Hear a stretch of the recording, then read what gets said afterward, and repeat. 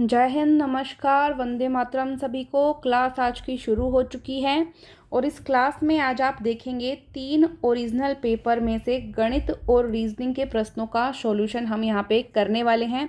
आपको पता है अगर एक पेपर की बात करें तो एक पेपर में 15 प्रश्न आते हैं मैथ्स के और 5 प्रश्न आते हैं रीजनिंग के। टोटल 20 प्रश्न हो जाते हैं एक पेपर में मैथ्स और रीजनिंग के।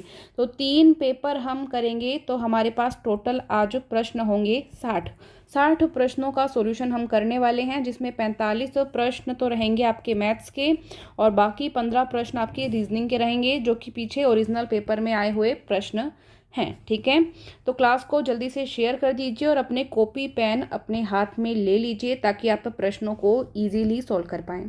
प्रश्न यहाँ पे है कि कोई दुकानदार 2 पेन को प्रति 50 रुपये के हिसाब से बेचता है। मतलब 2 पेन है, 50-50 रुपये के विक्रय मूल्य के हिसाब से बेच देता है। एक पेन पर उसको 10% का लाभ होता है और दूसरे पेन पर 10% की हानि होती है। लाभ हुआ है मतलब वो कम रुपए में खरीद के लाया था और उसने अधिक रुपए पे बेचा है।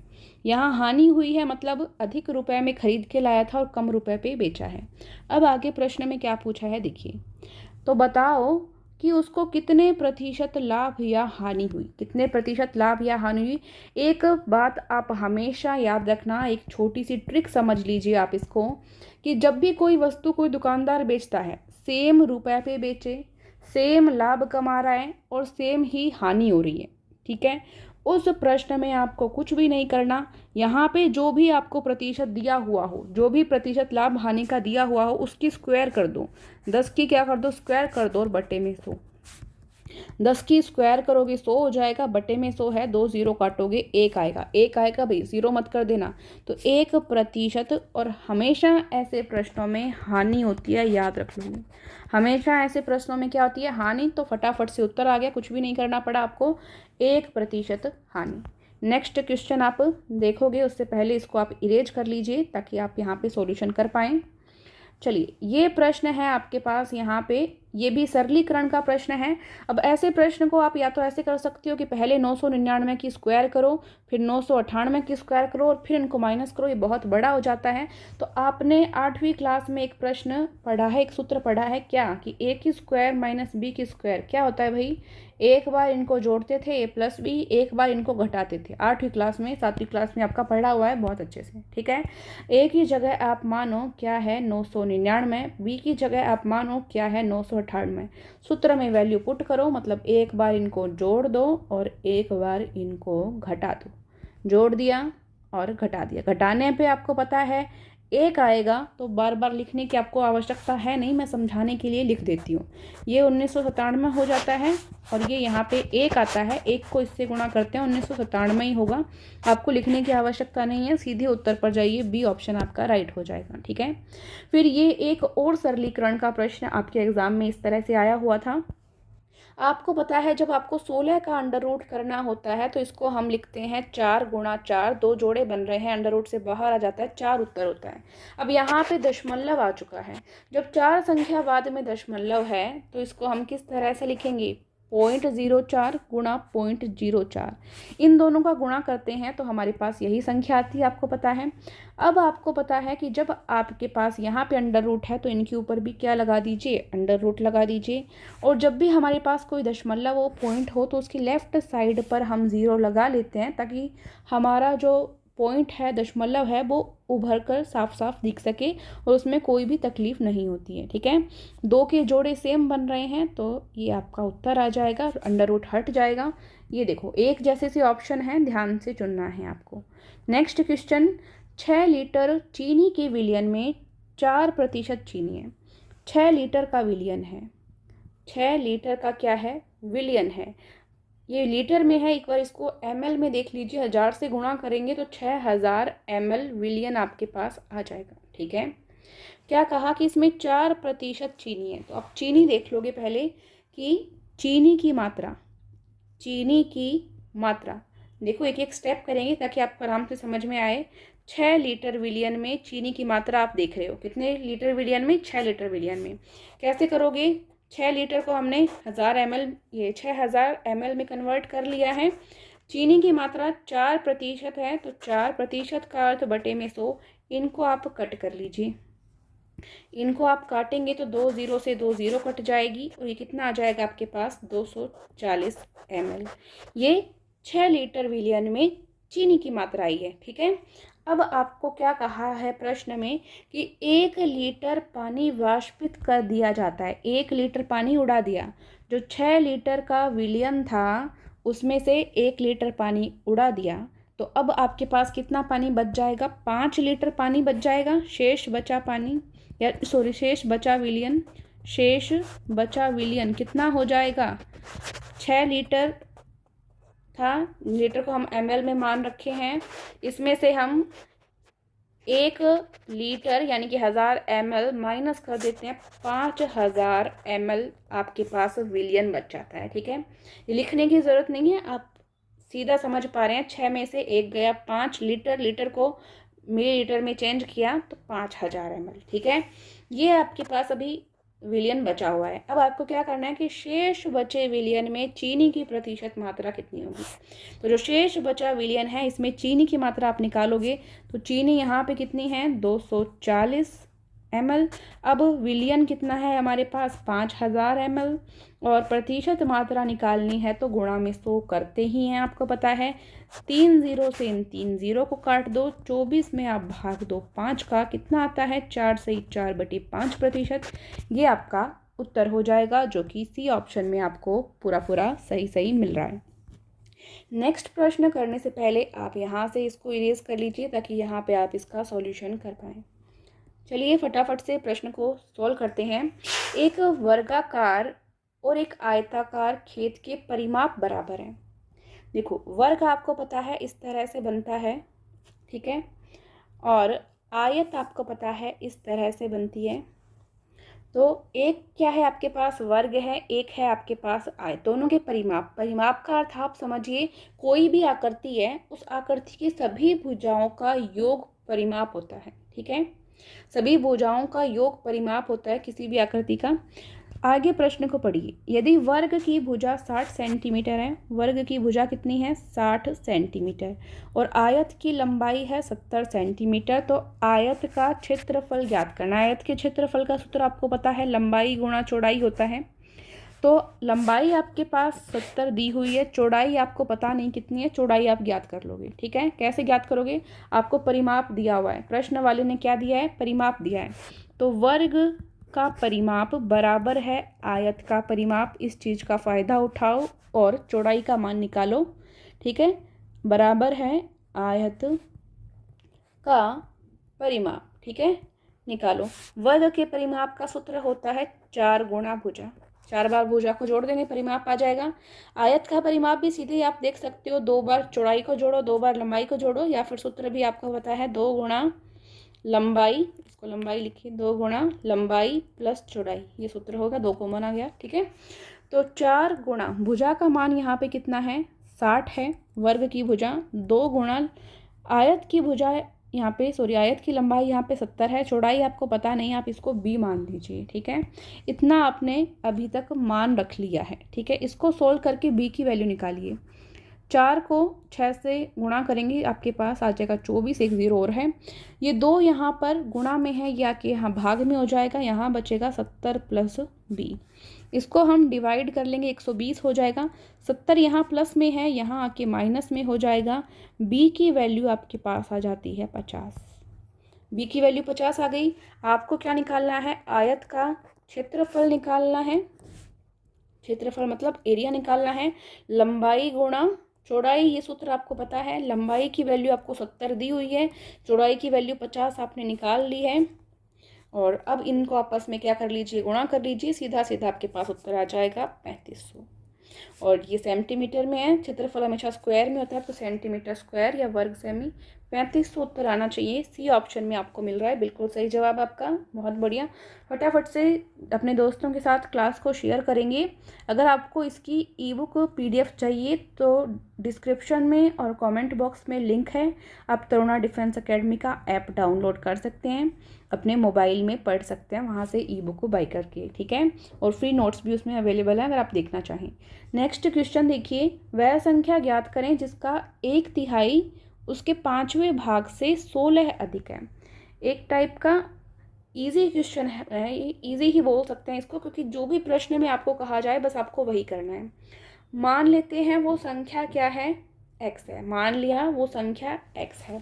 x का क्या करना है आपको, 1/3। तो इसका क्या कर लीजिए, 1/3 1/3 कर दिया, उसके 5वें भाग से 16 अधिक, तो 5वां भाग भी कर लीजिए। इसका 5वां भाग क्या हो जाएगा, x का 1/5।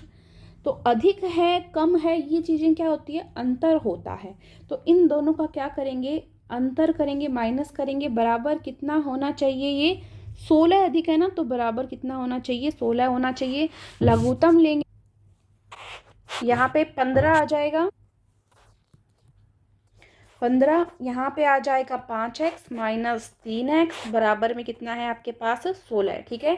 इनको वज्र गुणा कर लीजिए, 5x में से 3x गया, 2x बचेगा, यहाँ 15 गुणा 16, x का वैल्यू आपको फाइंड करना है, तो 2 कहाँ पे चला जाएगा, यहाँ पे बटे में चला जाएगा, 2 बटे में आ जाएगा। अब इसको कट कर लीजिए, अब इसको क्या कर लीजिए, ये यहाँ पे 16 है, अगर आपको सही से नहीं दिखाई दिया है तो अब इसको काटते हैं, 2 एकम 2, 2 आठे 16, 15 और 8 को गुणा कर लीजिए, कितना हो जाएगा, 120, ठीक है।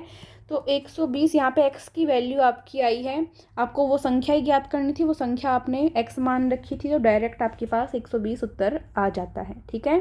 तो ए ऑप्शन आपका सही हो जाएगा। नेक्स्ट क्वेश्चन देखेंगे, उसके लिए मैं पहले ये इरेज कर रही हूँ। नेक्स्ट क्वेश्चन आता है आपका 37, वह कौन सी संख्या है जिसको अपने में ही 20 बार जोड़ने से परिणाम जो है 861 हो जाता है। कोई संख्या है, मान लीजिए संख्या x है, 20 बार जोड़ना है खुद में ही, तो खुद में ही यानी x में ही 20 बार यानी 20 टाइम कर देते हैं x को, ये जोड़ दिया और कितना आ जाता है, ये खुद कह रहा है कि 861 आता है। ये देखो यहाँ पे इसने कहा है परिमाण कितना आता है, परिणाम कितना आता है, 861 रिजल्ट आता है। तो ये हमने लिख लिया, 20x और 1x कितना हो गया, 21x बराबर 861 है। आपको x की वैल्यू फाइंड करनी है, 861 यहाँ पे पहले से था, 21 यहाँ गुणा में है, यहाँ के भाग में हो जाएगा, 21 से इसको काट लेंगे, कितना आ जाएगा, 41। 41 आपको ऑप्शन बी में मिल रहा है, तो ये आपका सही हो जाएगा, बिल्कुल सही जवाब। नेक्स्ट क्वेश्चन है आपका क्वेश्चन नंबर 38, 5 क्रमागत सम संख्याओं का औसत 40 है, एवरेज 40 दिया हुआ है, सम संख्या यानी इवन नंबर है। सबसे बड़ी संख्या क्या होगी, आपको पता है औसत का सूत्र, क्या पता है आपको, औसत का सूत्र क्या होता है, राशियों का योग बटे राशियों की संख्या, ये सूत्र आपको पता है। तो राशि आपको देख लेनी है कि राशि यहाँ पे क्या है, एक बार इसको पेन की साइज छोटी करेंगे। राशि आप मान लीजिए पहली x थी, तो दूसरी सम क्रमागत संख्या हो जाएगी x+2, तीसरी हो जाएगी x+4, फिर x+6 और x+8, ये आपकी संख्याएं हो गई। 5 संख्याएं हैं तो बटे में 5 हो गया। x वाली को आपस में जोड़ लो और गणित वाली को आपस में जोड़ लो, 1x 2x 3x 4x और 5x, तो 5x, 2 और 4 6, 6 6 12, 12 और 8 20, 20 ये हो गया, बटे में 5 आपके पास पहले से चल रहा है, ठीक है। और औसत दिया कितना है, 40 दिया है, तो बराबर में कितना, 40। आपको x की वैल्यू ज्ञात करनी है, तो x को अकेला करेंगे, 40 यहाँ पहले से है, 5 भाग में था, गुणा में आ जाएगा।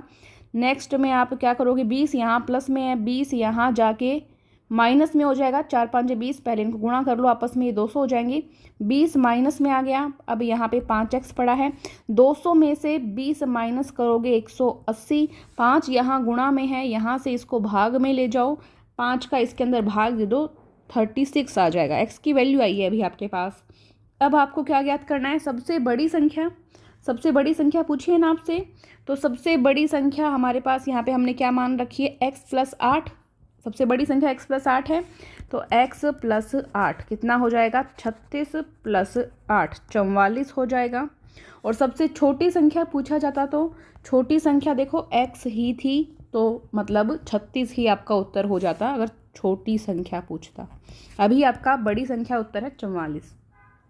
देखोगे तो ये आपको ऑप्शन नंबर बी में मिल रहा है। ठीक है, ऐसे कर सकते हैं। और बाकी डायरेक्ट भी आप देख सकते हैं, इतना आप नहीं देखना चाहो तो दिमाग लगाओ कि 5 क्रमागत सम संख्याएं हैं, औसत कितना दिया हुआ है 40, तो 40 को मध्य में करो। ठीक है, औसत 40 है, 2 इससे कम लिख लो 36 और 38 हो गई, 2 इससे अधिक लिख लो 42 और 44 हो गई।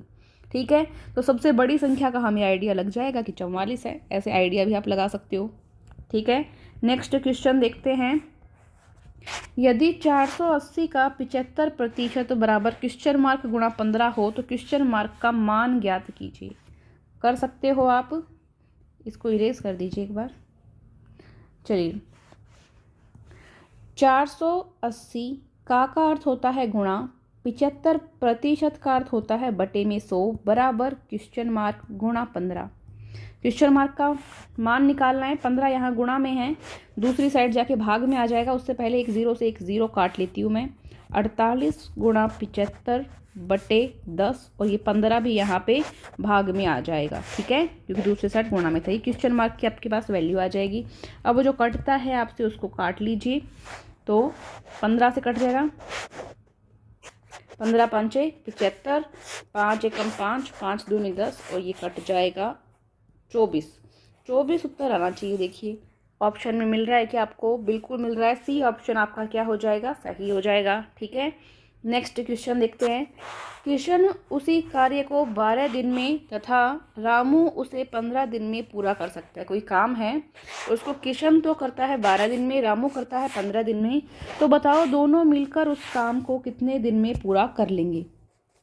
देखो, जब भी आपसे इस तरह का प्रश्न पूछा जाए, आपको ज़्यादा लंबा चौड़ा करने की ज़रूरत नहीं है। आपको एक सूत्र मैं बता देती हूँ कि दोनों मिलकर काम करेंगे। इसका सूत्र होता है AB बटे A प्लस B, अर्थात 12 गुणा 15 बटे 12 प्लस 15, 12 गुणा 15 और ये नीचे क्या हो जाएगा 12 प्लस 15, इसको काट लेंगे, इसलिए अभी मैं गुणा नहीं कर रही। ये कितना हो जाएगा 27। अब इनको आपस में आप काट लीजिए।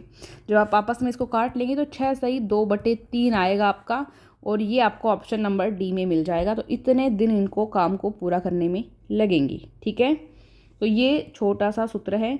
जब आपको एक काम दिया हो और वो एक काम एक व्यक्ति किसी निश्चित दिन में कर रहा हो, दूसरा व्यक्ति उसी काम को किसी निश्चित दिन में कर रहा हो, तो आपको दोनों मिलकर उस कार्य को कितना दिन में पूरा करेंगे ये बताना हो तो AB बटे A प्लस B ये सूत्र लग जाएगा। देखो AB का मतलब क्या है, इसके मध्य गुणा का निशान होता है, इसको आप ध्यान में रखेंगे। नेक्स्ट क्वेश्चन देखो,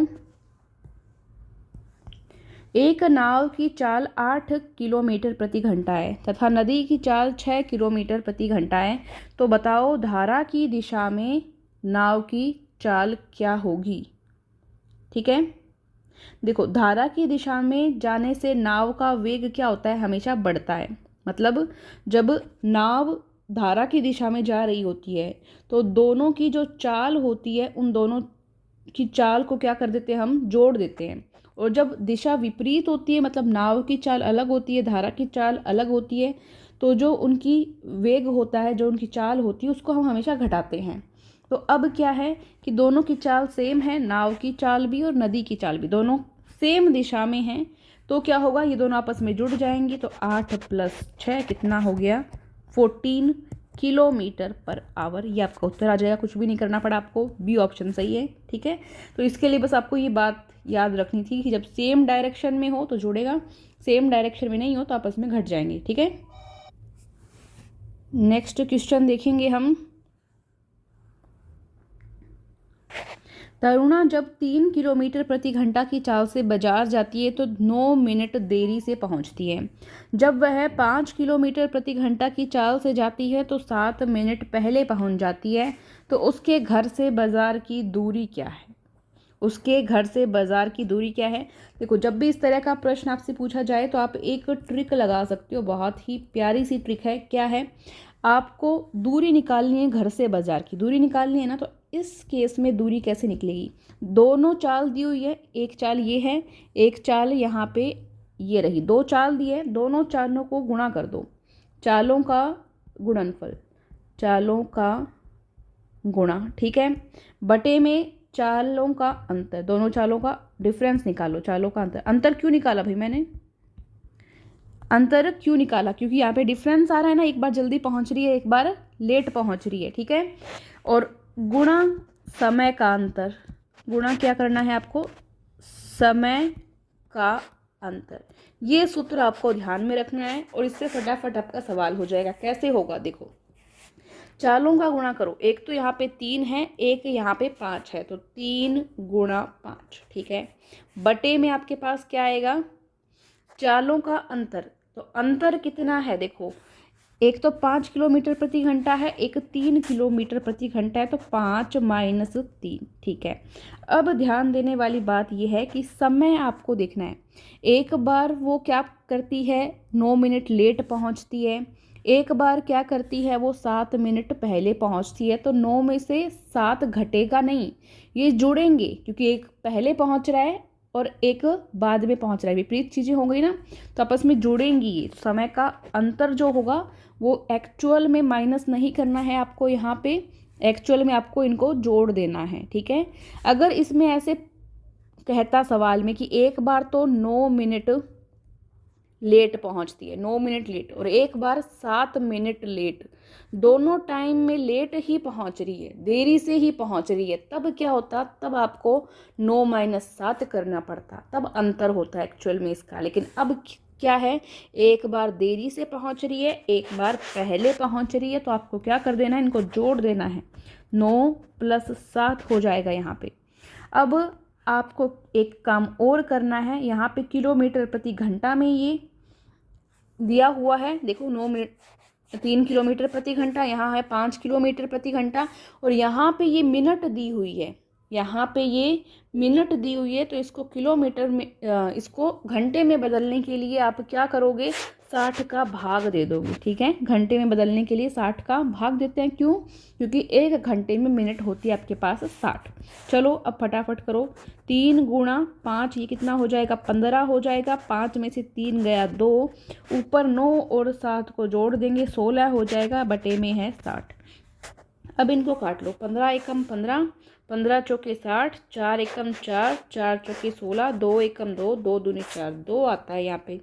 2 किलोमीटर बाजार से घर की दूरी है, तो ये ए ऑप्शन आपका क्या हो जाएगा? सही हो जाएगा, ठीक है। नेक्स्ट क्वेश्चन देखते हैं फटाफट से।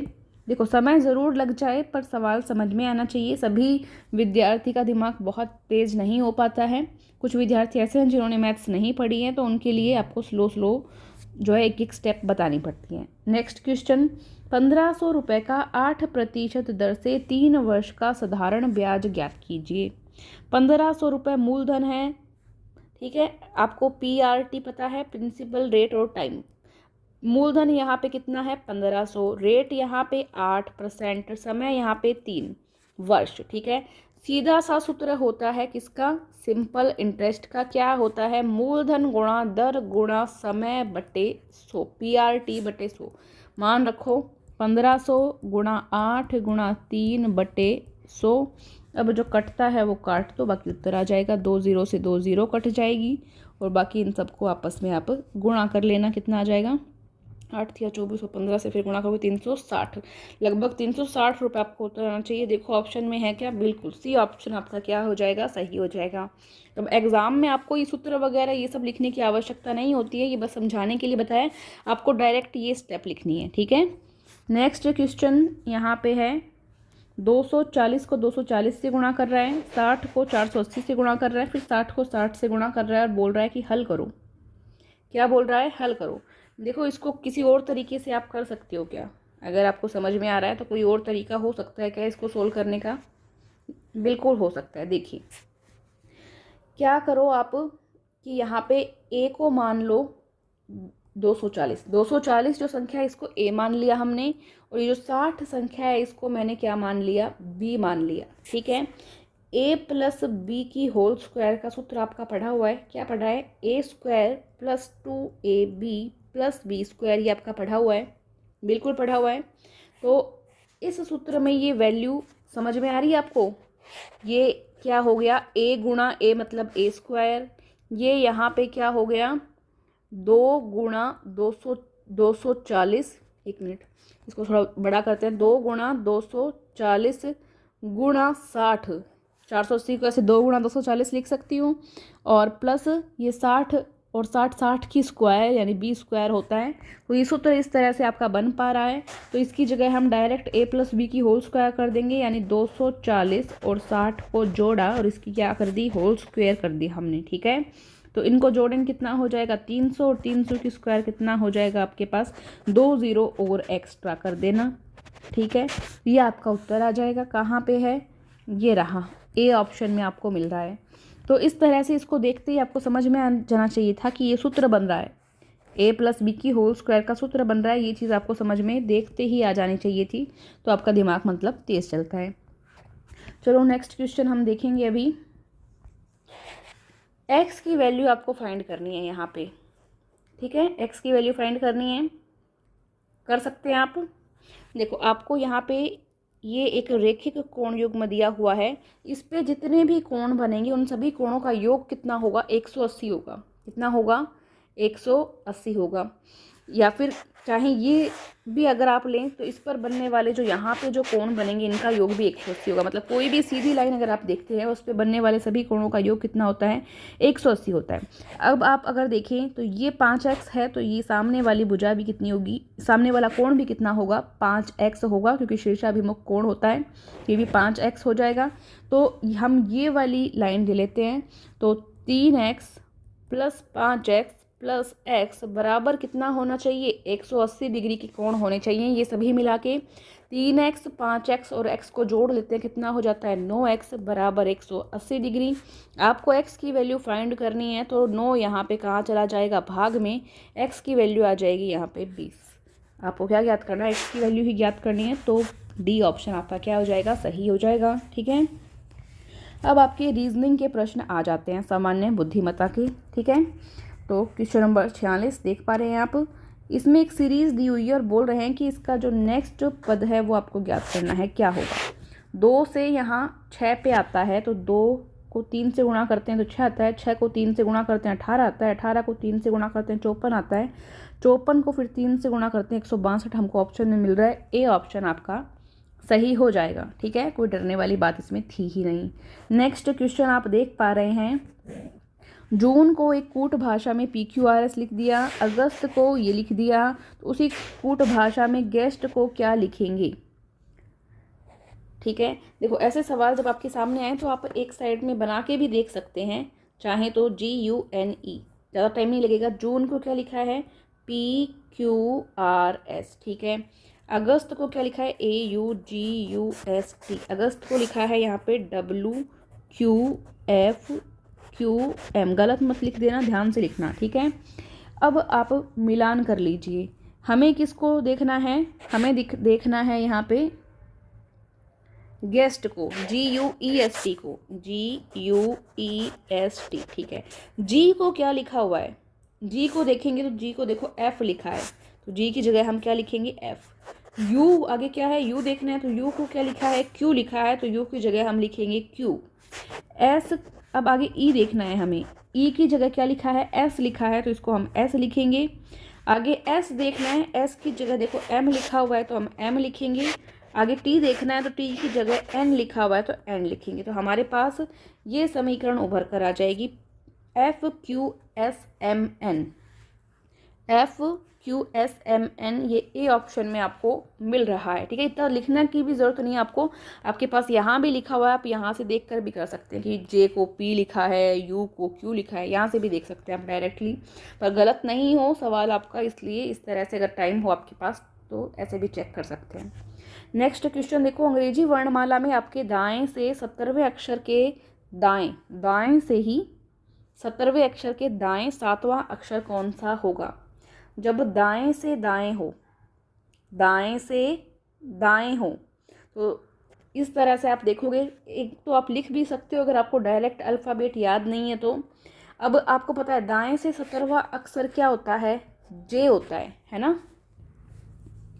और जे के दाएं सातवां अक्षर क्या होता है? क्यू होता है। अगर आपको डायरेक्ट याद नहीं हो तो आप लिख के भी देख सकते हो अल्फ़ाबेट्स जो है एक साइड जो आपको पेपर मिले उस पर, ठीक है। तो जे क्यू, यहाँ पे क्यू हो गया आपका उत्तर, ठीक है। ए ऑप्शन आपका राइट हो जाएगा। नेक्स्ट जो क्वेश्चन है आपका वो है ब्लड रिलेशन का। एक्स और वाई भाई है, ठीक है, लिखते हैं साथ साथ। एक्स और वाई क्या है? आपस में भाई हैं, दोनों लड़के हैं मतलब। पी और क्यू क्या है? बहनें हैं। पी और क्यू क्या है? बहन है, ये दोनों आपस में, ठीक है, आपस में ये दोनों क्या हैं? भाई है। इतना हो गया। अब एक्स का पुत्र क्यू का भाई है। एक्स का पुत्र, एक्स का ये मान लीजिए क्या है? पुत्र है। ये क्या है? क्यू का भाई है। क्यू का क्या है? भाई है, ठीक है।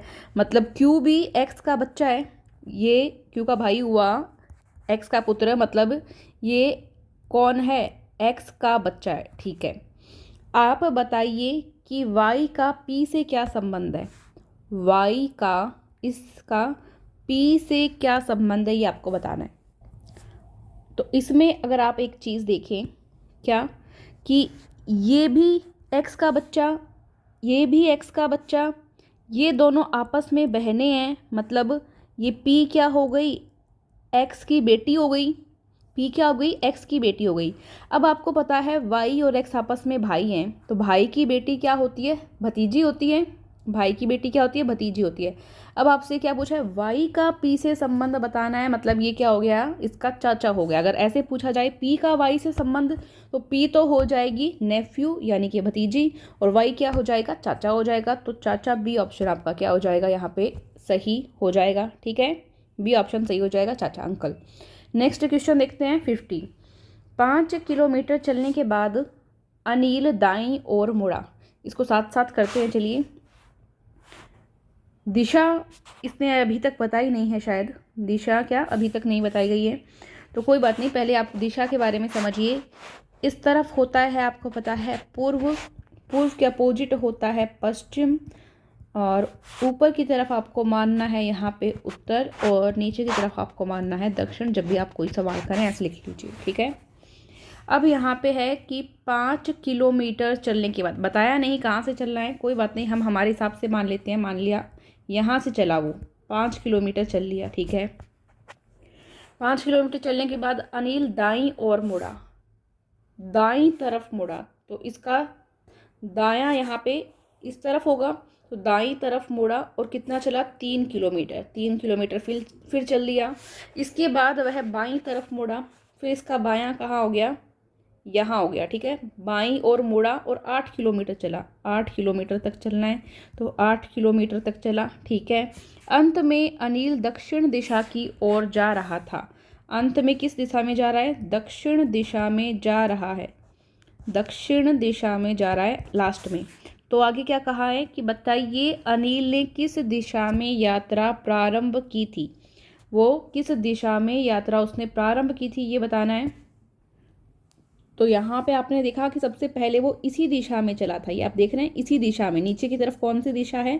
दक्षिण दिशा है, तो सबसे पहले वो दक्षिण दिशा में ही चला था, तो बी ऑप्शन आपका क्या हो जाएगा? सही हो जाएगा।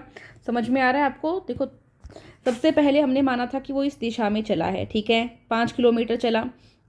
फिर उसके बाद में क्या कहा कि दाईं तरफ मुड़ा और 3 किलोमीटर चला, तो दाईं तरफ मुड़ा और 3 किलोमीटर चल लिया, ठीक है। इसके बाद फिर बाईं ओर मुड़ा और 8 किलोमीटर चला। अब वो दक्षिण दिशा में है लास्ट में। तो आपको ये बताना है कि सबसे पहले जब उसने यात्रा प्रारंभ की, तो सबसे पहले वो किस दिशा से प्रारंभ की, ठीक है, किस दिशा में यात्रा प्रारंभ की, मतलब चलने के बाद में कौन सी दिशा में था? तो दक्षिण दिशा की ओर जा रहा था। तो बी ऑप्शन आपका क्या हो जाएगा? सही हो जाएगा यहाँ पे। तो ये आपका हो गया है एक original paper. Next original paper पर हम चलते हैं। ये आपका नेक्स्ट ओरिजिनल पेपर यहाँ पे आ चुका है। सरलीकरण का ही प्रश्न है पहला, पहले इसको सॉल्व कर लीजिए, इसको सॉल्व कर लीजिए, ठीक है।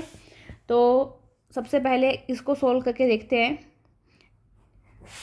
आपको पता है 8 × 8 क्या होता है? 64 होता है, ठीक है। यहाँ पे 4 संख्या के बाद में पॉइंट है, तो मैं यहाँ पे 2 संख्या के बाद में पॉइंट लेती हूँ, यहाँ पे 2 संख्या के बाद में पॉइंट लेती हूँ। तो ये कितना हो जाएगा 0.0064 के बराबर गुणा करके आप देख सकते हैं। सीधा समझ में नहीं आए तो आपको। अब देखो, जब भी आपके पास दशमलव हो, इसके लेफ्ट साइड में आप एक शून्य लगा सकते हैं। इससे कोई फ़र्क नहीं पड़ता है।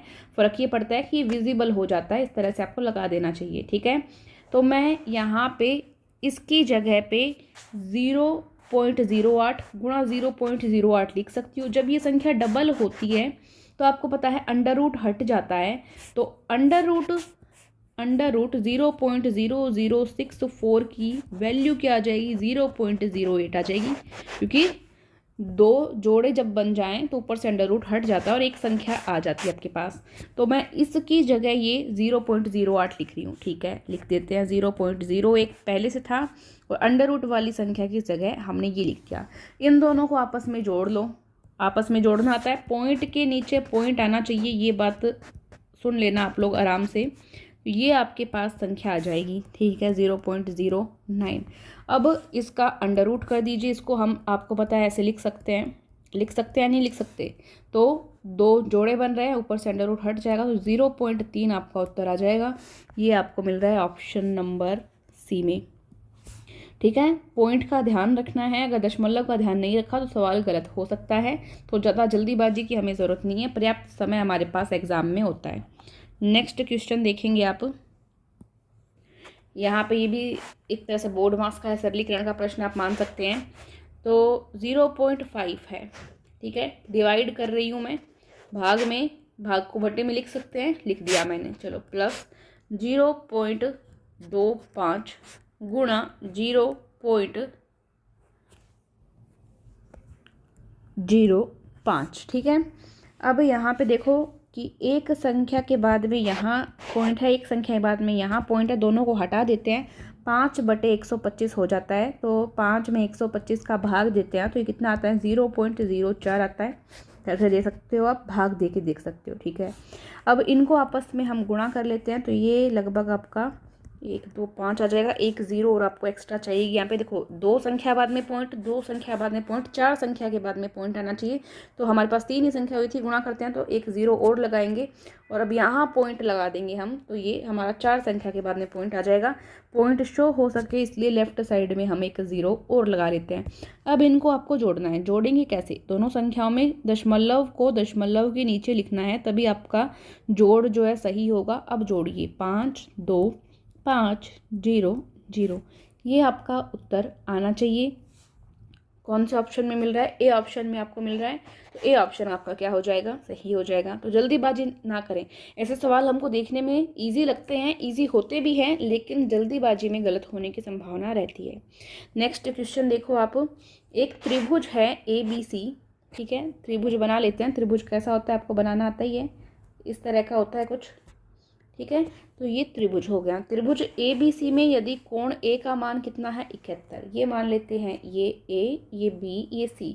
A का मान कितना है, 71 है। B का मान कितना है, 43 है। तो C का मान क्या होगा, आपको अच्छे से पता है। त्रिभुज के तीनों कोणों का योग कितना होता है, 180। तो तीनों कोण जोड़ दो, कोण A प्लस कोण B प्लस कोण C बराबर कितना होगा, 180 डिग्री। 71 प्लस 43, और इसको मान लेते हैं हम, x मान लो या c ही मान लो, कोई दिक्कत नहीं है, बराबर 180 डिग्री। 71 और 43 इन दोनों को जोड़ के 180 में से घटा देना। c की वैल्यू आ जाती है आपके पास 66। ठीक है, क्योंकि दोनों इधर प्लस में है, इधर जाके माइनस में हो जाएंगे दूसरी साइड जाके। ठीक है, तो 66 ए ऑप्शन में आपको मिल रहा है। ए ऑप्शन आपका क्या हो जाएगा, सही हो जाएगा।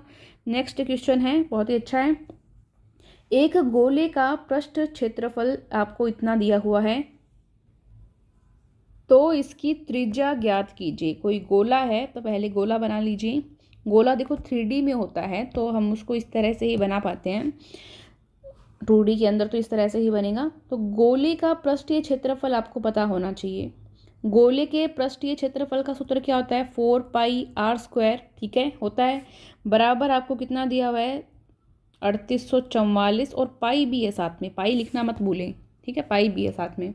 अब आपको क्या करना है, आपको त्रिज्या निकालनी है। त्रिज्या यानी कि आर होता है, ये होती है त्रिज्या, केंद्र से परिधि को मिलाने वाली रेखा त्रिज्या होती है। आर की वैल्यू निकालनी है, ठीक है। तो अब जो कटे आपसे वो काटने की आप ट्राई करेंगे। आर स्क्वायर को इस साइड रखा, ये यहाँ पे पहले से था, 4 पाई यहाँ पे गुणा में है, यहाँ आके भाग में चला गया, ठीक है। इतना आपके पास आ चुका है सामग्री। अब पाई से पाई कट जाएगा, ठीक है। 4 को इससे काटेंगे हम, कितना आता है जल्दी से बताओ कमेंट करके, 961। अब यहाँ आर की स्क्वायर है तो ये यहाँ जाके अंडर रूट बन जाएगी, 961 का अंडर रूट करेंगे, इसको हम 31 गुणा 31 लिख सकते हैं। तो ये 31 आपकी आर की वैल्यू आ जाएगी, ठीक है, 31 सेंटीमीटर। सी ऑप्शन आपका क्या हो जाएगा, राइट हो जाएगा, ठीक है। नेक्स्ट क्वेश्चन देखते हैं। एक वर्ग की भुजा, वर्ग आपको पता है इस तरह से बनता है। वर्ग की भुजा को 25% बढ़ाया जाए तो क्षेत्रफल में वृद्धि कितनी होगी। देखो ऐसे जो प्रश्न हो कि जिसमें कोई आकृति आपको दी गई हो और उसकी भुजा को बढ़ाया गया हो और क्षेत्रफल में होने वाली वृद्धि पूछी जाए, खासकर वर्ग आयत इनसे संबंधित प्रश्न आते हैं, तो आपको क्या करना है, आपको कुछ भी नहीं करना। 100 प्लस जो आपको बढ़ाया गया है तो उसको प्लस कर दोगे, घटाया जाए तो माइनस कर दोगे, ठीक है। 100 प्लस 25 वापस से 100 प्लस 25 बटे में 100, और ये जो भी आए इसका 100 से डिफरेंस देख लेना, जो भी आए इसका क्या करना है, 100 से डिफरेंस देख लेना। 100 प्लस 25 कितना होता है, 125, ये भी कितना होता है 125, बट्टे में क्या है 100 है।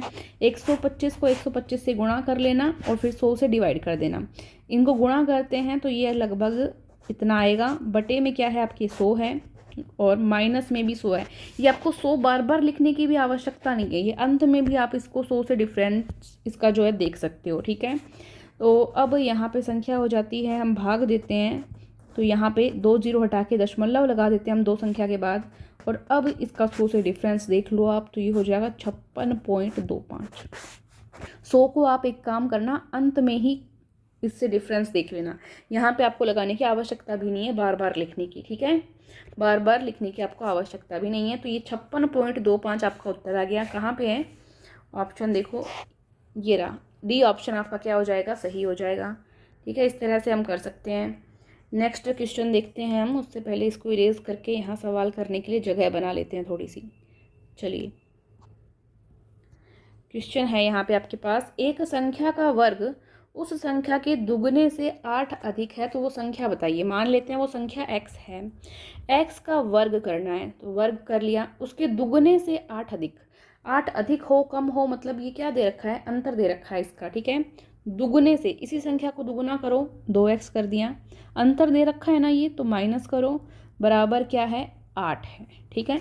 इसका मतलब ये मत सोचना अधिक है तो यहाँ प्लस करेंगे, नहीं नहीं, अधिक दिया है किसी संख्या से या कम दिया है वो क्या है, अंतर है, अंतर हमेशा माइनस से निकलेगा, ठीक है।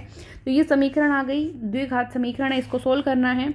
x कितना होगा यहाँ पे, ये देखो तो इसको सबसे पहले तो 8 है, 8 को दूसरी साइड ले जाएंगे, माइनस 2x, ये 8 यहाँ के क्या हो जाएगा, माइनस का हो जाएगा, बराबर 0। अब देखो गुणा करने पर तो क्या आ जाए, 8 आ जाए, और घटाने पे ये निशान देखना होता है, घटाने पर क्या आ जाए, 2 आ जाए। ऐसे संख्या मन में सोचो तो 4 और 2 हो जाएगी, तो एक्स स्क्वायर, ये देखो मैं एक एक स्टेप बता रही हूँ आपको, 4x में से आप 2x घटाएंगे, इसकी जगह लिख दिया बराबर 0। ये जो 2x है, ये सवाल बच्चों को अक्सर करने नहीं आते हैं, इसलिए मैं एक एक स्टेप बता रही हूँ। ये 2x है, इसकी जगह मैंने क्या लिखा है, 4x माइनस 2x, क्योंकि 4x में से 2x घटाऊंगी 2x ही बचेगा।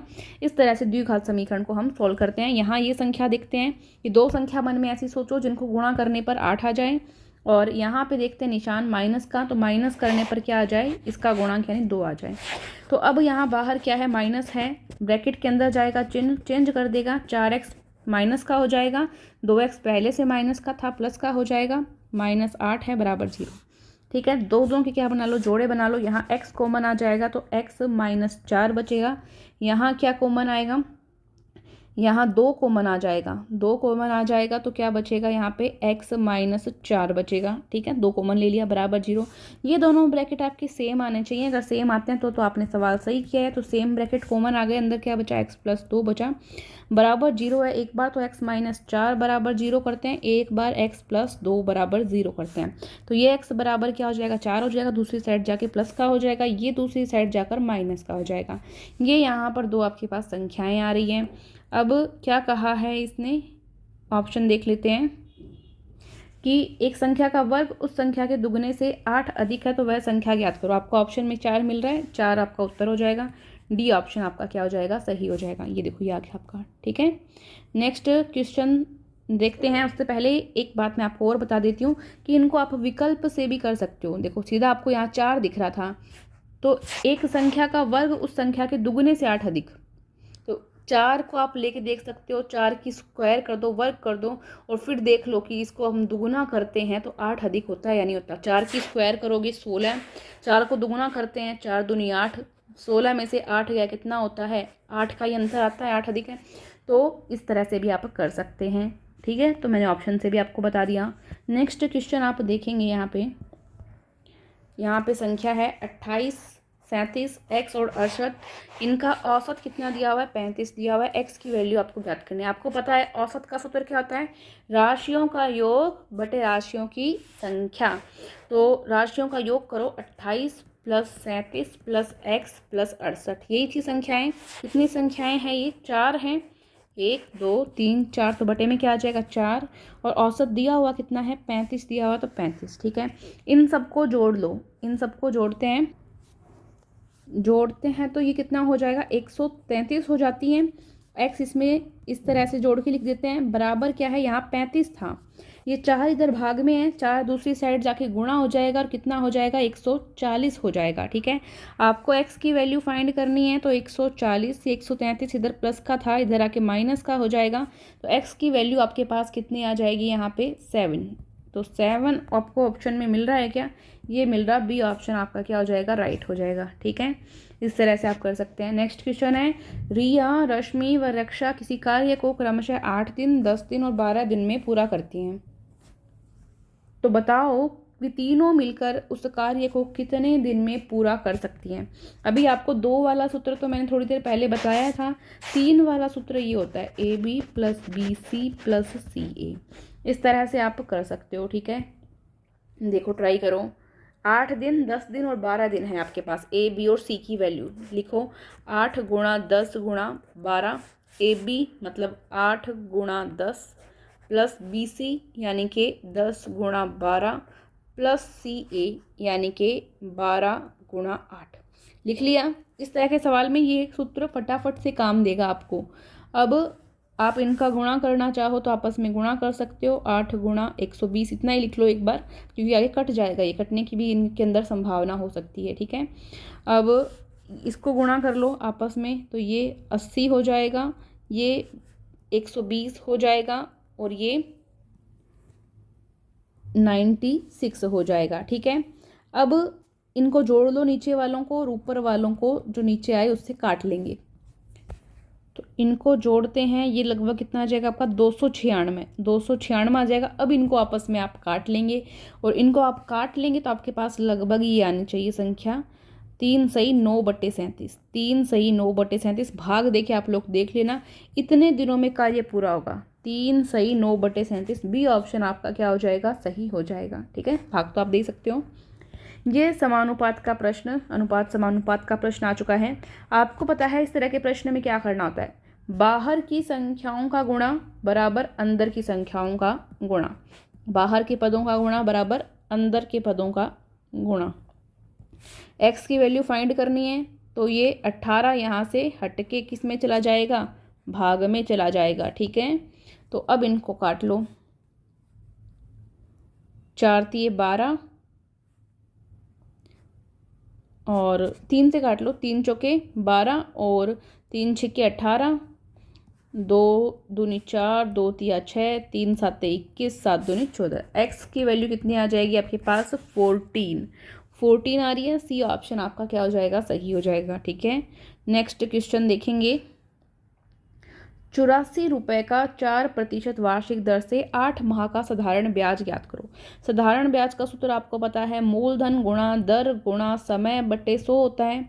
यहाँ महीना दिया हुआ है, ध्यान से देखेंगे तो ₹8400, दर की वैल्यू 4, समय 8 महीना है तो 12 का भाग दे दो और बटे में 100 पहले से था। अब इनको क्या करना है, कट करना है। कट करना आपको आता ही है, 2 0 से 2 0 काट दो, 4 एकम 4, 4 तिये 12, 3 आगे कट जाएगा क्या, 3 दूनी 6, 3 7 21, 3 8 24, 28, 28 और 8 को क्या कर लो, आपस में गुणा कर दो। कितना आ जाता है, ₹224 आपका उत्तर होना चाहिए। देखो सी ऑप्शन में आपको मिल जाएगा। ठीक है, नेक्स्ट क्वेश्चन है बहुपद का।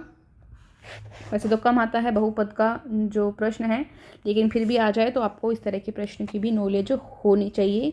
तो यहाँ पे देखिए, पी एक्स की वैल्यू ये दी हुई है, यहाँ पे क्यू एक्स की वैल्यू ये दी हुई है। मैं से पे बताना है, मतलब दोनों को द्विघात समीकरण मान के आपको सोल्व करना है। फिर दोनों के जो फैक्टर कॉमन आए उनको आपको कॉमन लेके देखना है। ठीक है, चलो मैं यहाँ पे आपको करके दिखाती हूँ। एक यहाँ पे समीकरण है x² - 5x + 6, दूसरे समीकरण है x² + 5x - 14। दो समीकरण हैं, दोनों मैंने यहाँ पे लिख दिए हैं। अब देखो, आपको अभी अभी द्विघात समीकरण मैंने सोल्व करना सिखाया था।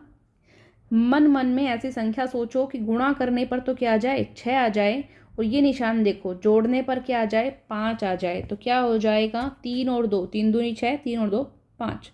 x² - 5x की जगह मैं क्या लिख रही हूँ, 3x + 2x। ठीक है, +6। अब इसको सोल्व करो, स्क्वायर ये माइनस है, अंदर जाके चिन्ह चेंज कर देगा, दोनों माइनस के हो जाएंगे क्योंकि दोनों पहले से प्लस के थे। दो दो के जोड़े बनाओ, x कॉमन आ जाएगा, x - 3 बचेगा, माइनस का 2 कॉमन आ जाएगा। यहाँ पे अंदर ये प्लस का हो जाएगा क्योंकि माइनस का था, और ये जो प्लस का 6 था ये माइनस का हो जाएगा, 2 कॉमन चला गया, अंदर 3 बचेगा। दोनों सेम है यहाँ पे ब्रैकेट, तो हमने अभी तक सही किया है। ब्रैकेट कॉमन आ जाएगा और x - 2 बच जाएगा। ये देखो x - 2 बच रहा है। ठीक है, तो एक हमने सॉल्व कर लिया, दूसरा सॉल्व करो। तो दो संख्याएं ऐसी सोचो कि गुणा करने पर 14 आए, यहाँ निशान देखो माइनस का है, घटाने पर कितना आ जाए, इसका गुणांक यानी 5 आ जाए। तो 7 और 2 हो जाएगा, 7 को 2 से गुणा करते हैं 14 आता है, और 7 में से 2 माइनस करते हैं तो 5 आता है। चलो लिखो, x² + 7x - 2x, माइनस करना है, यहाँ निशान ये देख लेना, और आगे क्या है, माइनस का 14। अब इसको सोल्व करो, x² + 7x - 2x - 14, दो दो के वही पेयर बनाओ, x कॉमन आ जाएगा, अंदर बचेगा x + 7, माइनस का 2 कॉमन आ जाएगा, ये दोनों चिन्ह जो हैं प्लस के हो जाएंगे, 7 आएगा यहाँ पे क्योंकि 2 कॉमन जा चुका है। दोनों ब्रैकेट सेम आ रहे हैं, मतलब आपने सही किया है, पूरा का पूरा ब्रैकेट आप कॉमन ले लोगे, यहाँ x - 2 बच जाएगा। मतलब यहाँ पे आप अब गुणनखंड तक पहुँच चुके हो। अब देखो क्या कॉमन है, x - 2, x - 2 ये कॉमन है, तो ये आपका HCF यानी मैसे पे आ जाएगा। x - 2 आपका उत्तर होना चाहिए। देखो एक बार, ये तो कोई बड़ी बात नहीं थी ऐसे प्रश्न करने के अंदर भी। ठीक है, बस स्टेप बाय स्टेप अगर आप चलते रहोगे तो प्रश्न अपने आप सॉल्व होता जाएगा। नेक्स्ट क्वेश्चन है, एक पिता अपने पुत्र से दुगुना है। पिता अपने पुत्र से दुगुना है, मतलब पुत्र क्या है, पिता से आधा है। ठीक है, 10 वर्ष पहले वह अपने पुत्र से 4 गुना बड़ा था। पिता की वर्तमान आयु ज्ञात करो। पिता की आयु हमको ज्ञात करनी है, हमको पता नहीं है पिता की आयु कितनी है, तो हम मान लेते हैं कि पिता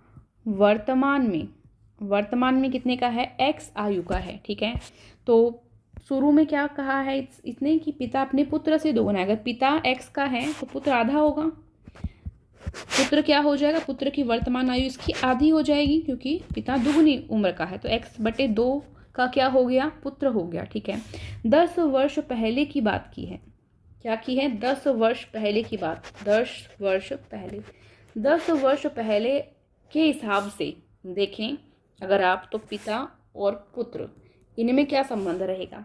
देखिए, पिता 10 साल पहले, अगर आज x का है तो 10 साल पहले x - 10 का था। पुत्र आज x/2 का है, ये देखो x/2 का है, तो 10 साल पहले x/2 में से 10 कम कर देंगे। आप मान लो आज अगर आप 20 साल की हो तो 10 साल पहले 10 कम कर रहे हो ना, इसीलिए इन दोनों से 10-10 हमने क्या कर दिए, कम कर दिए। ठीक है, चलो तो इतना आपको समझ में आया। अब क्या कहा कि अगर 10 साल पहले की बात कर रहे हैं तो जो पिता है वो अपने पुत्र से क्या 4 गुना बड़ा था, 4 गुना बड़ा था।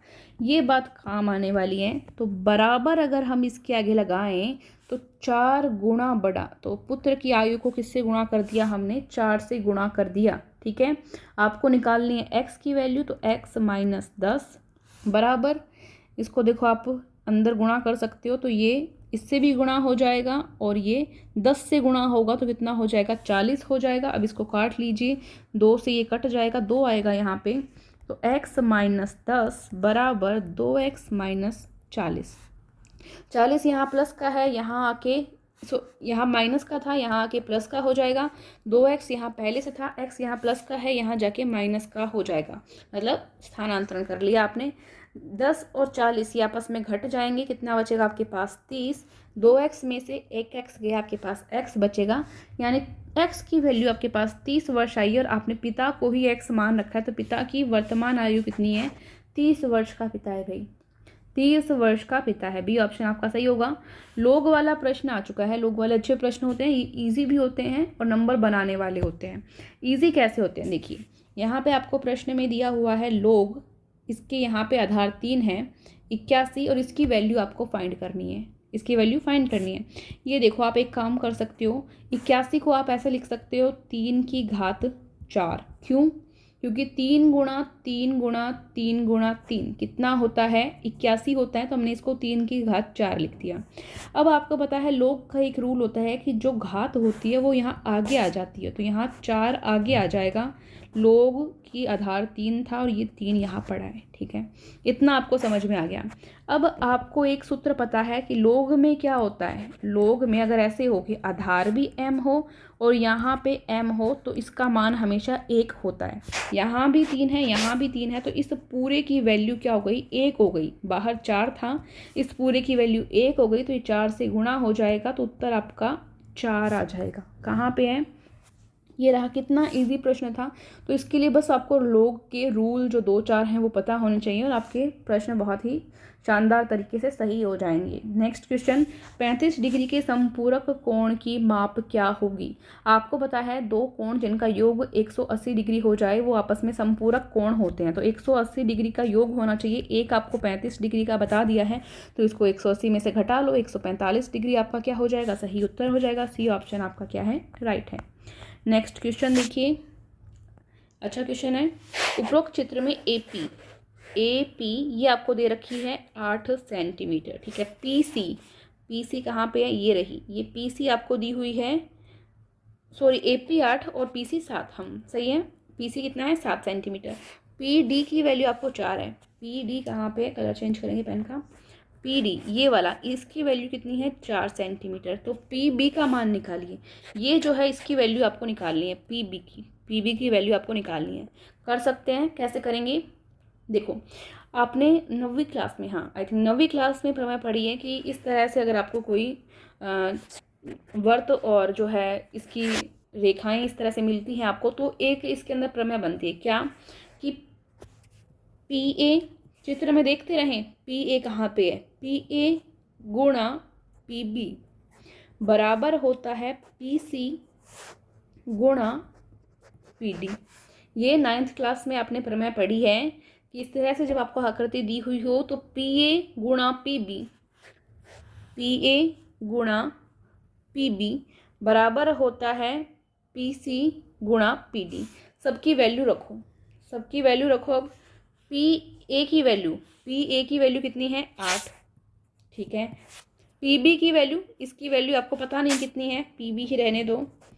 पी सी की वैल्यू आपको पता है, पी सी की वैल्यू कितनी है, 7 है, यहाँ से भी देख सकते हो आप। पी डी की वैल्यू कितनी है, 4 है, तो 4 आपको पी बी की वैल्यू निकालनी है। बाकी सबको दूसरी साइड ले जाओ, काट लो, 4 एकम 4, 4 दूनी 8, 7/2 यानी कि 3.5 सेंटीमीटर आपका पीबी की वैल्यू आएगी। ए ऑप्शन सही है, ए ऑप्शन सही है। दूसरे ओरिजिनल पेपर का यहाँ पे रीजनिंग आपके सामने आ चुकी है, रीजनिंग आपको करनी है। ठीक है, वैसे आपको कोई भी श्रृंखला उसको कई तरीके से कर सकते हो, अलग अलग आप अपना दिमाग चला सकते हो, तो ट्राई कीजिए। इसको अगर आप देखेंगे तो एक तरीका ये भी हो सकता है कि एक से यहाँ पर 2 बढ़ रहा है, एक संख्या बीच में मैंने छोड़ दी, एक जोड़ते हैं, सॉरी इसमें मैंने 2 लिख दिया है, एक अगर ऐड करते हैं तो ये 2 आ रहा है, ठीक है। 2 से आगे देखते हैं, एक पद मैंने वापस छोड़ दिया, मैं 2 जोड़ देती हूँ, इसको डबल करके जोड़ती हूँ तो 4 आ रहा है, ठीक है। फिर एक और मैं बढ़ा देती हूँ, इसको इस बार मैं 3 कर देती हूँ तो यहाँ पे 7 आ सकता है। एक तरीका मेरे पास ये हो सकता है यहाँ पे, ठीक है, एक तरीका मेरे पास ये हो सकता है। या और कोई तरीका अगर आपको भी अच्छा लगे तो आप भी बता सकते हैं। फिलहाल यहाँ पे बी ऑप्शन आपका क्या हो जाता है, सही हो जाता है। नेक्स्ट क्वेश्चन देखते हैं, निम्न विकल्पों में से संबंधित शब्द को चुनिए। जैसे बर्फ पानी से संबंधित है, मतलब पानी की जो ठोस अवस्था है उसको हम बर्फ़ कहते हैं, तो ठोस के यहाँ पर क्या आएगा, द्रव होता है, ठोस के यहाँ पे क्या आएगा, द्रव आएगा, तो ए ऑप्शन क्या हो जाएगा, सही हो जाएगा। नेक्स्ट क्वेश्चन तो बहुत ईजी था, निम्नलिखित अंकों की श्रृंखला में ऐसे कितने 5 हैं जिनके ठीक पहले 3 हैं। 5 चुनना है अपने को जिनके ठीक पहले 3 होना चाहिए और ठीक बाद में 8 नहीं हो, पहले 3 हो और बाद में 8 नहीं हो, ठीक है। पहले हम देखेंगे कि 5 ये रहा, 5 के ठीक पहले 3, तो 3 इसमें नहीं है तो इसको हम नहीं चुनेंगे। फिर ये 5 पहले 3 है, सही है, बाद में 8 नहीं है, नहीं है, एक हमारा हो गया, ये चुन लिया हमने। नेक्स्ट 5 ये रहा, पहले 3 है पर बाद में 8 नहीं होना चाहिए, पर यहाँ पे बाद में 8 आ रहा है तो क्रॉस करो इसको। फिर ये रहा 5, पहले 3 है, बाद में 8 नहीं होना चाहिए, तो 8 नहीं है, मतलब ये रहा, हमने 2 चुने हैं यहाँ पे, तो हमारे पास यहाँ पे सी ऑप्शन सही हो जाता है, ठीक है, 2। नेक्स्ट है, ए और बी क्रमशः भाई बहन है, ये ब्लड रिलेशन का प्रश्न है, इसको साथ साथ करना होगा। ए और बी क्या है, भाई बहन है, मतलब ए भाई है, बी क्या है, बहन है, ठीक है। सी पिता है ए का, सी क्या है, पिता है, किसका पिता है, ए का पिता है, तो जाहिर सी बात है कि ये बी का भी पिता होगा क्योंकि ये दोनों ए और बी भाई बहन है, तो अगर सी ए का पिता है तो सी बी का भी पिता होगा, ठीक है। डी बहन है सी की, अब एक डी और आता है, डी बहन है सी की बहन है, डी कौन है, सी की बहन है, मतलब ए और बी की क्या हो गई, इन दोनों की बुआ हो गई, इन दोनों की क्या हो गई, बुआ हो गई, ठीक है। अब क्या प्रश्न पूछा है, डी बहन है सी की, इतना हो गया, और ई माँ है डी की, एक ई और आता है, ई कौन है, माँ है, किसकी माँ है, डी की माँ है, तो डी की माँ है, तो ये दोनों भी तो आपस में भाई बहन है, तो ये सी की भी क्या हो जाएगी, माँ हो जाएगी। सी और डी दोनों की माँ कौन है, ई है, सी और डी दोनों की माँ कौन है, ई है। आगे क्या प्रश्न पूछा है, बी क्या लगती है ई की, सी की माँ कौन है, ई है, और सी की पुत्री कौन है, यहाँ पे बी है, सी की पुत्री कौन है, बी है, तो यहाँ पे क्या हो जाएगा, दादी, ठीक है। कन्फ्यूज़न तो नहीं हो गया कुछ बोलने में, देखो सी की माँ कौन है, ई है, और बी कौन है, सी की बेटी है, तो ये क्या हो जाएगी, दादी हो जाएगी बी की, ठीक है। तो बी क्या लगती है कि प्रश्न में क्या पूछा है, बी क्या लगती है ई की, ई दादी है तो बी क्या है, पोती है। ए ऑप्शन आपका क्या हो जाएगा, सही हो जाएगा। बहुत ही अजीब से घूमे हुए प्रश्न होते हैं पर थोड़ा सा दिमाग लगाएं तो हम कर पाएंगे इनको, ठीक है, गलत नहीं होंगे। चलो नेक्स्ट क्वेश्चन, भुवेश सीधे पूर्व की ओर जा रहा है, पहले आपको पूर्व पश्चिम ये पता होना चाहिए, पूर्व पश्चिम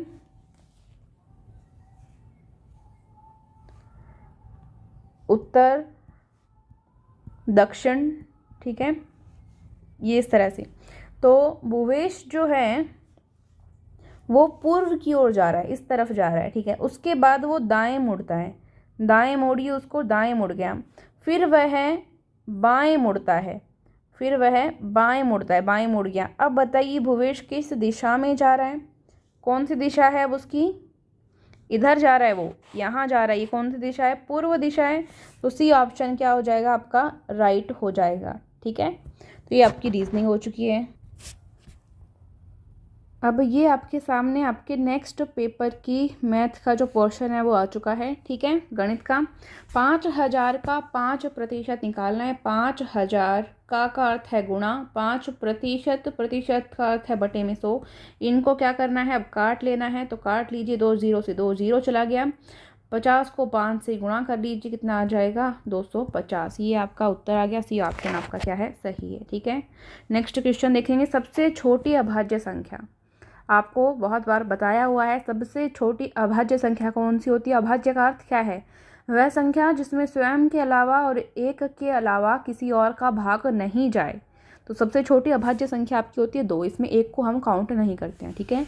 नेक्स्ट क्वेश्चन। 3 बजे एक घड़ी के घंटे और मिनट की सुई के बीच में कितना कोण होता है। आपको पता है घड़ी इस तरह होती है घड़ी।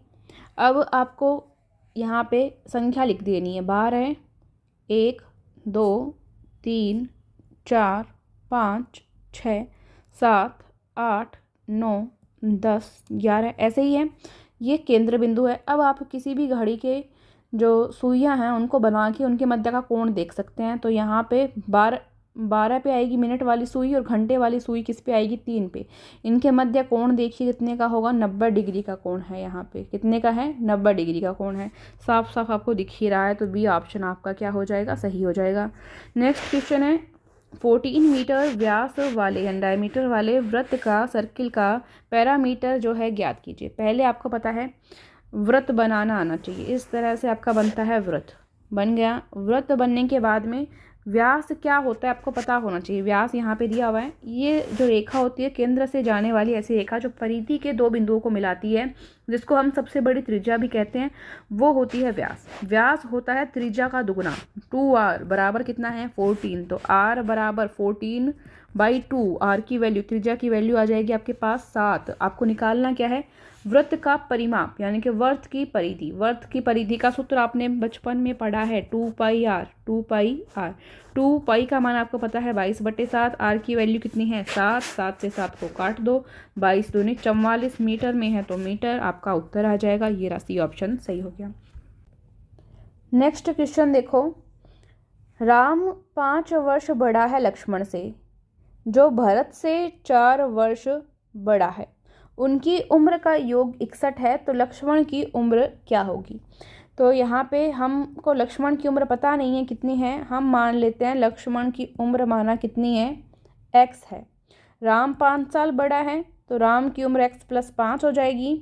और लक्ष्मण भरत से 4 वर्ष बड़ा है, तो मतलब भरत की उम्र 4 वर्ष कम है, तो x - 4। इन सब का योग करेंगे, x + 5 x - 4 बराबर 61 होना चाहिए। प्रश्न में कहा है हमको, ये रहा कि योग कितना है, 61 है। चलो योग करो, तो 3x + 5 में से 4 गया, 1 बचता है, बराबर 61। x को जोड़ दिया, 3x हो गया। तो 3x बराबर 61। ये 1 यहाँ प्लस का था, यहाँ के माइनस का हो जाएगा, तो 3x बराबर 60। x की वैल्यू आपको निकालनी है, तो 60/3। x की वैल्यू कितनी आ जाएगी, 20 आ जाएगी। x की वैल्यू मतलब लक्ष्मण 20 साल का है। लक्ष्मण कितने साल का है, 20 साल का है। बी ऑप्शन आपका सही हो जाएगा, ठीक है। Next question. 2 संख्याओं का योग 16 है तथा अंतर 10 है। 2 संख्याएं हैं, योग 16 है और अंतर 10 है, तो उनके वर्गों का अंतर कितना होगा। 2 संख्या मान लेते हैं, एक संख्या क्या है, x है, दूसरी संख्या क्या है, y है। तो दोनों का योग कितना हो गया, 16 हो गया। दोनों का अंतर यानी माइनस करते हैं दोनों को, कितना हो गया, अंतर 10 हो गया, ठीक है। उनके वर्गों का अंतर ज्ञात करना है। पहले x और y की आपको वैल्यू ज्ञात करनी पड़ेगी, या तो हम इनको द्विघात समीकरण से सोल्व कर सकते हैं। कैसे सोल्व करेंगे, ऐसे दोनों कट जाएंगे। 2x बराबर ये कितना हो गया, यहाँ पे 26, यहाँ पे x रहेगा, ये 26 में 2 का भाग दे देंगे, तो कितना हो जाएगा, ये 13। 13 आ गया, x की वैल्यू आ गई। ये वैल्यू यहाँ पे किसी भी एक समीकरण में रखो, तो आपके पास y की वैल्यू आएगी।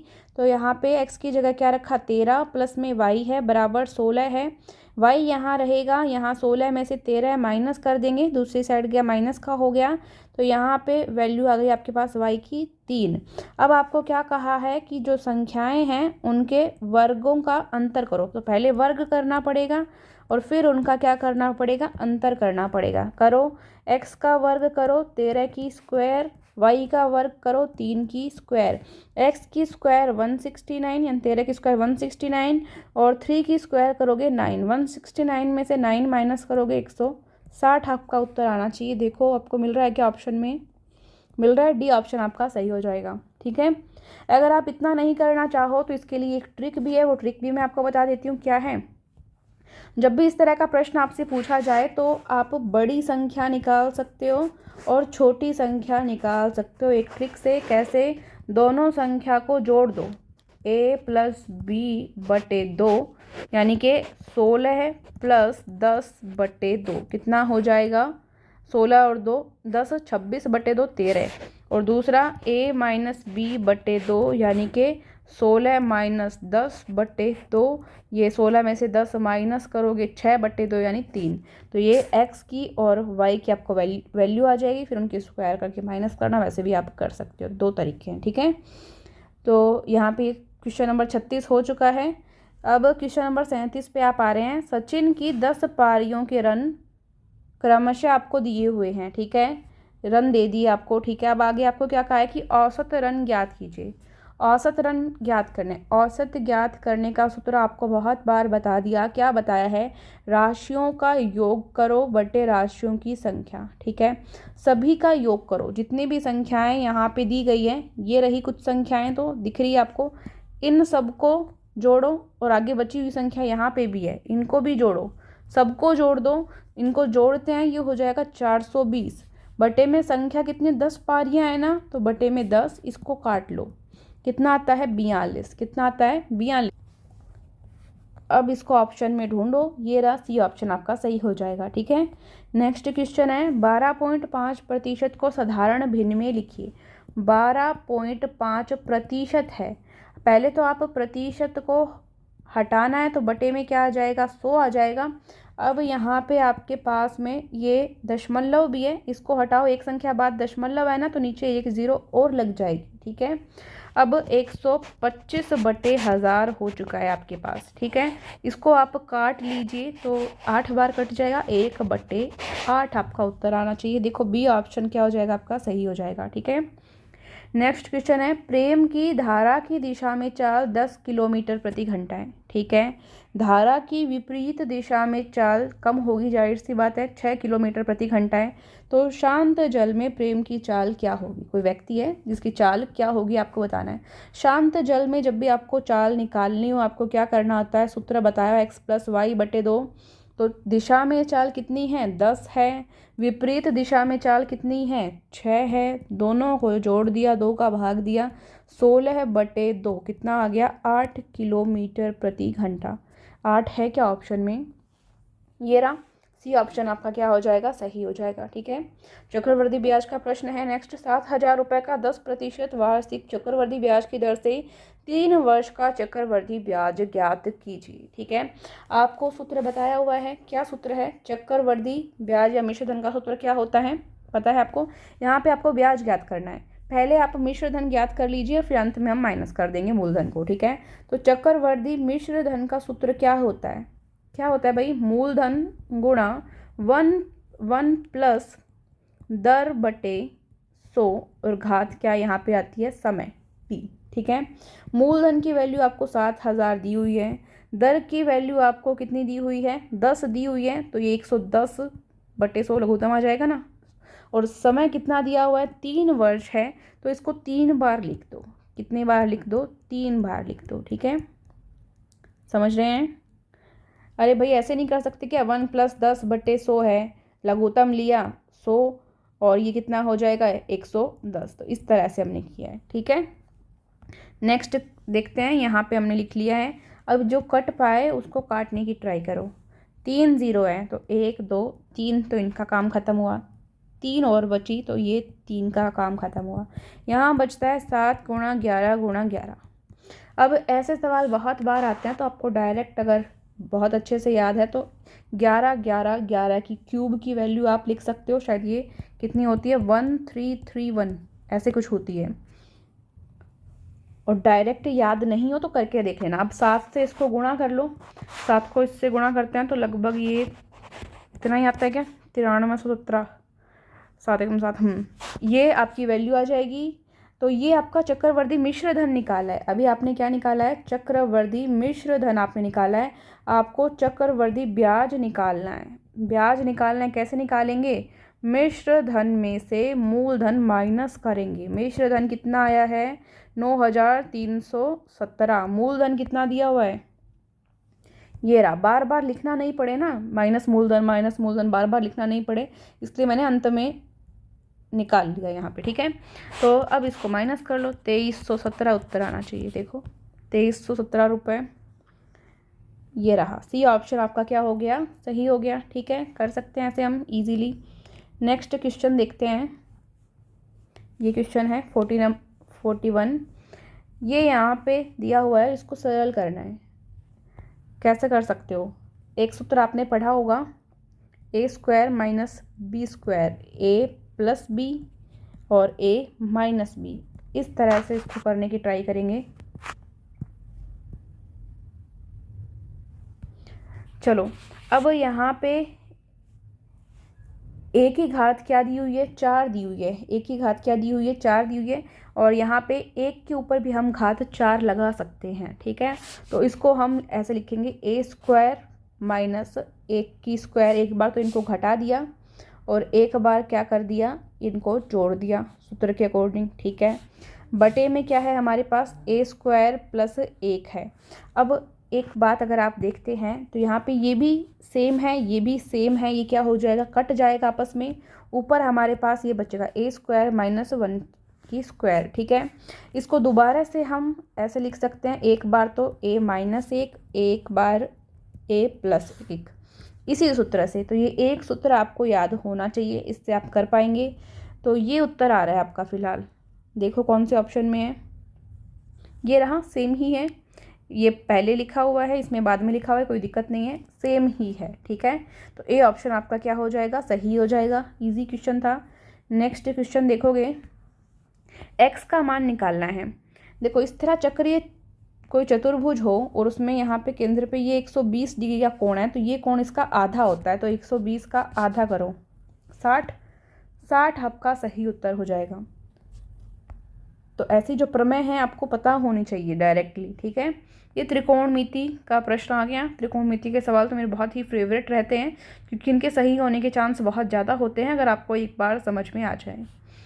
कोस थीटा की वैल्यू यहाँ पे दी गई है, sine theta plus tan theta की वैल्यू आपको ज्ञात करनी है। कैसे करोगे, आपको एक सूत्र पता है, लाल बट्टे कक्का हम बोलते हैं।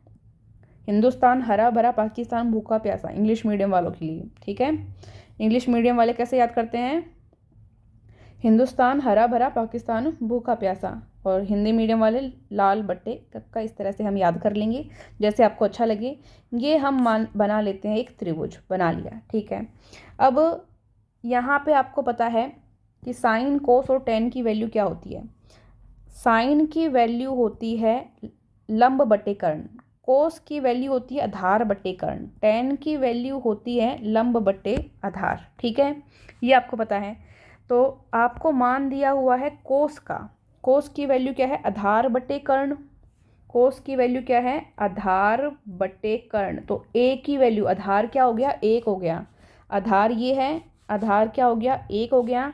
कर्ण, कर्ण की वैल्यू क्या है 3 है, तो ये कर्ण है, कर्ण क्या हो गया 3 हो गया। लंब आपको पास पता नहीं, ये आप निकाल लोगे। तो आपको कर्ण और आधार दिया हुआ है, लंब आप निकाल सकते हो। लंब की स्क्वायर का सूत्र क्या होता है, कर्ण स्क्वायर माइनस आधार स्क्वायर। पाइथागोरस प्रमेय से आपको पता है। तो कर्ण की स्क्वायर यानी 3 की स्क्वायर माइनस आधार की स्क्वायर यानी 1 की स्क्वायर, यहाँ पे लंब रखेंगे, ये स्क्वायर इधर जाके क्या बन जाएगी अंडर रूट बन जाएगी। ये 3 की स्क्वायर करेंगे 9, 1 की स्क्वायर 1, यहाँ पे क्या आ जाएगा √8। √8 आ गया आपका लंब का मान, √8 आ गया। अब आपको किस किस का मान चाहिए, साइन का और टेन का। साइन की वैल्यू क्या है लंब बटे कर्ण, साइन की वैल्यू दिख रही है, लंब बटे कर्ण होती है, तो साइन आपका आ जाएगा, लंब की वैल्यू है √8, कर्ण की वैल्यू आपने बताई थी 3, ये साइन की वैल्यू आ गई। टेन की वैल्यू निकालो अभी। टेन की वैल्यू होती है लंब बटे आधार, मतलब √8 बटे आधार, आधार की वैल्यू ये रही 1 है, 1। तो ये आपके पास वैल्यू आ चुकी है साइन की और टेन की। इन दोनों को क्या करना है, ये देखो जोड़ देना है। क्या करना है, जोड़ देना है। जोड़ दो भाई। तो √8/3 प्लस √8/1, दोनों को क्या किया हमने, जोड़ दिया। लघुत्तम ले लो, इसमें लघुत्तम 3 और 1 में क्या आ जाएगा, 3 ही आ जाएगा। ऊपर √8, ये आ जाएगा 3√8, 3 एकम 3 और √8, ये 1√8, ये 3√8, कितना हो गया 4√8, बटे में क्या है 3 है। ऑप्शन में इतना मिल जाता है तो ठीक है, वरना और सोल्व करने की ट्राई करेंगे। तो यही मिल गया हमको, सी ऑप्शन हमारा क्या हो गया, सही हो गया। तो इसमें बस आपको पाइथागोरस का सूत्र पता होना चाहिए और लाल बट्टे कक्का वाला सूत्र पता होना चाहिए, फिर आप अपने आप उत्तर कर लेंगे। नेक्स्ट क्वेश्चन है आपके पास, एक खंबे की ऊंचाई 30 मीटर है। कोई खंबा है, ये मान लिया, ऊंचाई कितनी है 30 मीटर है। इसके ऊपरी सिरे से एक तार बंधा हुआ है जो भूमि के साथ 30 डिग्री का कोण बनाता है। ये भूमि के साथ इसने कोण बना दिया 30 डिग्री का। ये क्या है, तार बंधा हुआ है, ठीक है। यहाँ से तार बांधा, भूमि के साथ 30 डिग्री का कोण इसने बना दिया, ठीक है। तो बताओ तार की लंबाई क्या है। ये जो है तार की लंबाई, ये दिख रही है आपको, ये आपको बतानी है कितनी है, ठीक है। हमेशा आपको पता है ये कोण कितने का बन रहा है, 90 डिग्री का बन रहा है, ठीक है। ये 30 मीटर आपको दिया हुआ है। अब अगर आप देखें तो यहाँ पे आपका ऊपर आपने सूत्र पढ़ा था, यहाँ लंब और कर्ण का, लंब और कर्ण का क्या था, वैल्यू साइन की थी। क्या थी वैल्यू, साइन की। यहाँ पे लंब आपके पास है 30, कर्ण आपके पास पता नहीं, x मान रखा है आपने। तो साइन की सूत्र क्या होता है, लंब बटे कर्ण, ठीक है। साइन में आपको थीटा की वैल्यू आपके पास है कितनी है, 30 डिग्री, कोण 30 डिग्री का आपको दे रखा है। लंब की वैल्यू कितनी है, ये रही 30 मीटर। के की वैल्यू कितनी है, एक्स मान रखी है आपने, के भी मान सकते हो, एक्स लिख लिया हमने, ठीक है। साइन 30 डिग्री का सूत्र वैल्यू आपको पता है क्या, अगर आपने सारणी पढ़ी हो तो साइन 30 की वैल्यू कितनी होती है, 1/2 होती है। सारणी नहीं पढ़ी तो मैं आपके साथ वीडियो शेयर कर दूंगी टेलीग्राम ग्रुप में, जहाँ पे सारणी बनाना मैंने सिखाया है। बराबर में है 30/x, आपको x की वैल्यू ज्ञात करने, तो x इधर चला जाएगा, वज्र गुणा कर लो 30, और ये 2 इधर भाग में था, 2 गुणा में आ जाएगा, तो x की वैल्यू आ जाएगी 60 मीटर। मतलब कर्ण का मान कितना है यहाँ पे, ये 60 मीटर का तार है, 60 मीटर।